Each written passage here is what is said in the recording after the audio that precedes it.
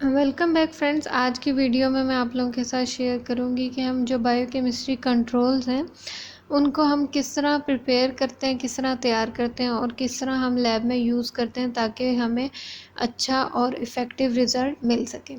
अब ये जो कंट्रोल आपके सामने ये है नॉर्मल कंट्रोल। जैसे कि आप लोगों को पता होगा कि बायोकेमिस्ट्री में दो तरह के कंट्रोल होते हैं, नॉर्मल कंट्रोल और पैथोलॉजिकल कंट्रोल। यानी कि नॉर्मल कंट्रोल में हमें नॉर्मल रेंज ऑलमोस्ट मिलती है टेस्ट के मुतालिक, और पैथोलॉजिकल कंट्रोल में हमें एबनॉर्मल वैल्यूज़ यानी कि हाई वैल्यूज़ हम चेक करते हैं किट की। एक तरह से हम किट की क्वालिटी चेक करते हैं नॉर्मल और पैथोलॉजिकल कंट्रोल रन करके। या तो किट पे नॉर्मल लिखा होगा, एन लिखा होगा, या फिर किट पे जो है वो पी लिखा होगा पैथोलॉजिकल, या फिर लिखा होगा हाई नॉर्मल कंट्रोल भी कई किट्स पे लिखा होता है। किसी भी नॉर्मल कंट्रोल का सबसे पहले आपने लिटरेचर चेक करना होता है। लिटरेचर में उस कंट्रोल को कैसे प्रिपेयर किया जाता है, तैयार किया जाता है, वो होता है। और उसके अलावा रेंज होती है, यूनिट्स होते हैं, एनालाइट्स कौन कौन से टेस्ट हम परफॉर्म करते हैं, उनकी यूनिट्स क्या हैं, टारगेट क्या है, लो वैल्यू क्या होगी, हाई वैल्यू क्या होगी, और मोस्ट इम्पॉर्टेंट मेथड ये आप लाजमी देखें, क्योंकि कई दफ़ा हम गलत वैल्यू एंटर कर देते हैं।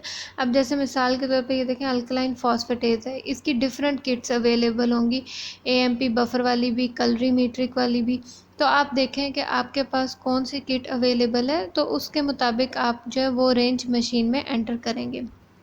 अब कंट्रोल्स के अंदर होता क्या, कंट्रोल्स के अंदर जो होता है लाइफोलाइज फॉर्म में कंट्रोल होते हैं, यानी कि पाउडर फॉर्म में कंट्रोल होते हैं, और ये प्रिपेयर्ड होते हैं, तैयार किए जाते हैं ह्यूमन सीरम से। अब हर कंट्रोल को प्रिपेयर करने के लिए हमें डिस्टिल्ड वाटर ही चाहिए होता है। आप बॉटल पे देखें कि बॉटल पे कितना ml लिखा हुआ है। इस बॉटल जो मैं आपके साथ शेयर कर रही हूँ, इस पर हमने 5 ml डिस्टिल्ड वाटर डालना होगा। उसके बाद हमने 30 मिनट्स विद लाइट के एक्सपोजर के बगैर उसको हमने स्टैंड बाय पे रखना होगा, और उसके बाद अच्छी तरह मिक्स करना है ताकि ये आप क्यों एश्योरिटी हो जाए कि तमाम लाइफोलाइज फॉर्म जो है वो अच्छी तरह डिज़ोल्व हो गया। अब उसके बाद जो इम्पोर्टेंट पॉइंट है वो है स्टोरेज और स्टेबिलिटी। अगर तो हम 8 आवर्स के लिए स्टोर करना है कंट्रोल को तो 25 डिग्री सेंटीग्रेड पे, अगर हम 7 डेज़ के लिए स्टोर कर रहे हैं तो 2 to 8 यानी कि फ्रिज में। लेकिन अगर हम 30 डेज़ के लिए स्टोर कर रहे हैं तो हमें -20 डिग्री टेम्परेचर चाहिए होगा। अब हम जो स्टोर करेंगे वो 30 डेज़ के लिए, लेकिन मैं आपके साथ शेयर करूँगी 30 डेज़ के लिए हम किस तरीके से स्टोर करेंगे ताकि हमें कंट्रोल की स्टेबिलिटी भी अफेक्ट ना हो और रिज़ल्ट भी अच्छा मिले और कंट्रोल हमारा वेस्ट भी ना हो।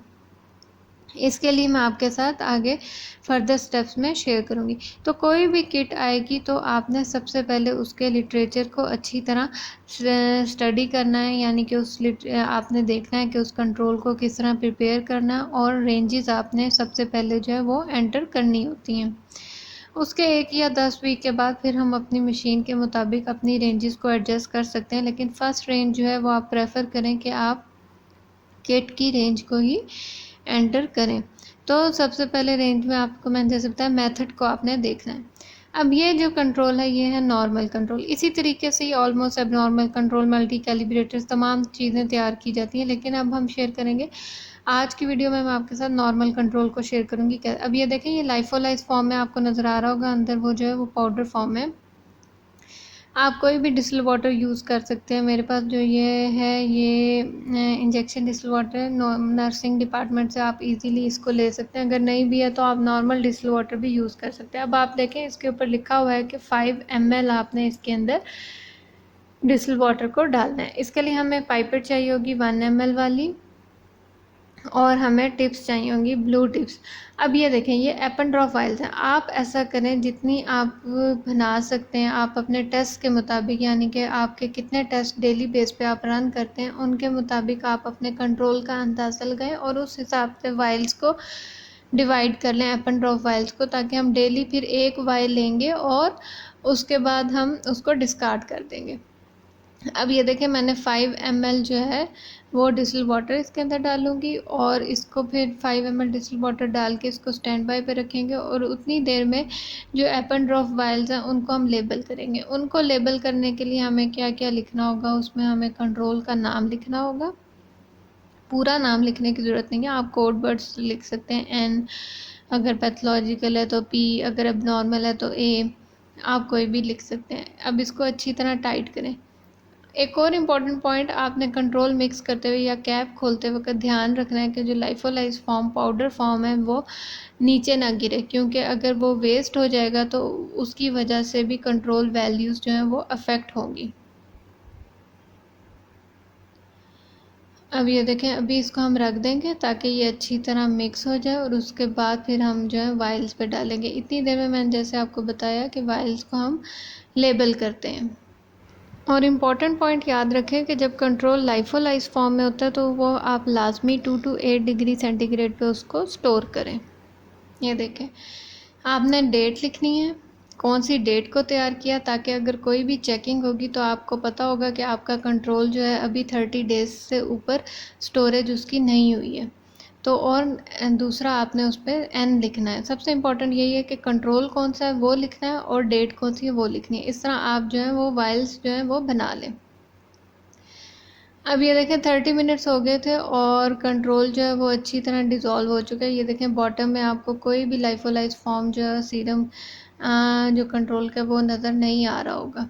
जब ये अच्छी तरह मिक्स हो गया है तो अब मैंने जो है जो हमारे टेस्ट हैं उसके मुताबिक हमें डेली बेस पे 250 माइक्रोलीटर चाहिए होता है। आप अपने टेस्ट के मुताबिक अगर आप थोड़े टेस्ट करें तो इससे कम स्टोर कर लें, अगर और लेकिन आप ये भी देखें कि मशीन की जो है मिनिमम सीरम सैम्पल क्वांटिटी वो कितनी होनी चाहिए।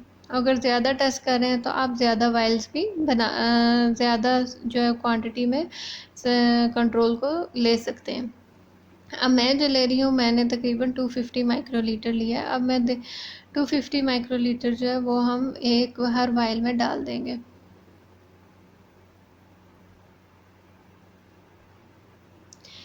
इसका सेपरेट वाइल्स बनाने का मेन मकसद ये होता है ताकि जब हम फ्रीज़र से निकालेंगे तो उसको हम दोबारा अगर फ्रीज़ करेंगे तो वो जो है स्टेबिलिटी उस तरह नहीं रहती कंट्रोल की, जिसकी वजह से रिज़ल्ट्स पे जो है वो डिफरेंस आ जाता है, वेरिएशन आ जाती है। अब ये देखें, ये कंट्रोल मैंने रेडी कर लिए हैं, ऑलमोस्ट 22 वाइल्स बनी हैं और इसको अब मैं जो है वो फ्रीज़र में रख दूँगी।